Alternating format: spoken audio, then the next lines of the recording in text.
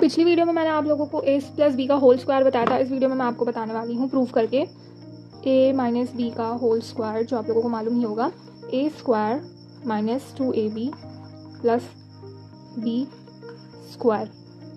ठीक है, तो ये जो साइड है यह हमारी लेफ्ट हैंड साइड है, LHS बोलते हैं लेफ्ट हैंड साइड, और ये हमारी साइड है RHS राइट हैंड साइड। ठीक है, तो जब हम बोल रहे हैं कि a माइनस बी का whole square a square minus 2ab plus b square के इक्वल होता है, तो मतलब ये a माइनस बी स्क्वायर इसकी फॉर्म में आना चाहिए और ये a square minus 2ab plus b square इसकी फॉर्म में आना चाहिए, मतलब एबिलिटी होनी चाहिए। तो पहले हम लेफ्ट हैंड साइड से देखेंगे। तो मैंने आपको बताया ही था a माइनस बी स्क्वायर को हम a माइनस बी लिख सकते हैं। ऐसा क्यों?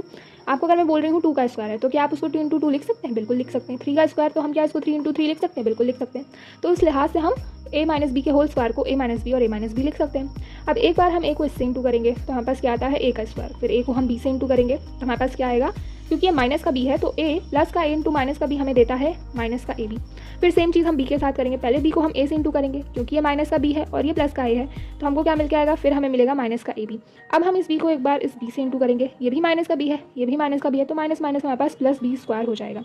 अब हम इनको ऐड करेंगे ab, क्योंकि इसके आगे माइनस का साइन है, इसके आगे भी माइनस का साइन है, तो माइनस माइनस प्लस होगा और साइन हमारे पास माइनस का जाएगा, तो 2ab प्लस बी स्क्वायर। तो देख लीजिए हमने लेफ्ट हैंड साइड को राइट हैंड साइड के इक्वल ले आए हैं, राइट।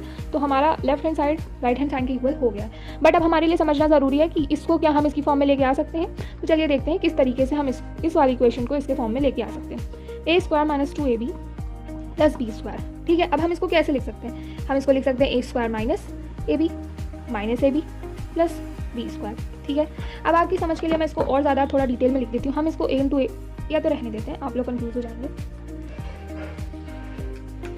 अब हम a को कॉमन ले लेते हैं। जिन्होंने अलजेब्रा के बेसिक्स पढ़े होंगे उनको ये चीज़ मालूम होगी। अब हमने a को कॉमन लिया तो ये हम एक इक्वेशन मान के, जब एक पार्ट मान लेते हैं इसको एक पार्ट मान लेते हैं। अब इस पार्ट में से हमने a को कॉमन ले लिया।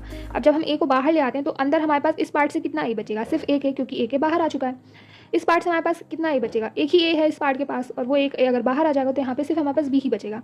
अब हम इस इक्वेशन में b को कॉमन ले लेते हैं। b को कॉमन लेने के बाद हमारे पास क्या बचेगा? हमारे पास a बचेगा, दैट इज प्लस का, और हमारे पास b क्या बचेगा? हमारे पास b बचेगा माइनस का। क्यों माइनस का बचेगा? क्योंकि माइनस का b, राइट, माइनस का b और माइनस का b जब आप इंटू करेंगे तभी आपको प्लस का b मिलेगा, प्लस का b स्क्वायर मिलेगा, राइट।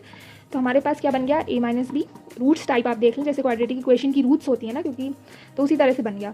और अब ये क्या हो जाएगा? a माइनस बी का होल स्क्वायर। तो आप देख सकते हैं कि हमारा RHS भी LHS की फॉर्म में आ गया है। तो आपने दोनों साइड से इक्वेशन प्रूविंग देख ली, और दूसरी इक्वेशंस को अगर आपको देखना है तो मेरे चैनल पर आपको मिल जाएगी, आप देख सकते हैं उसको।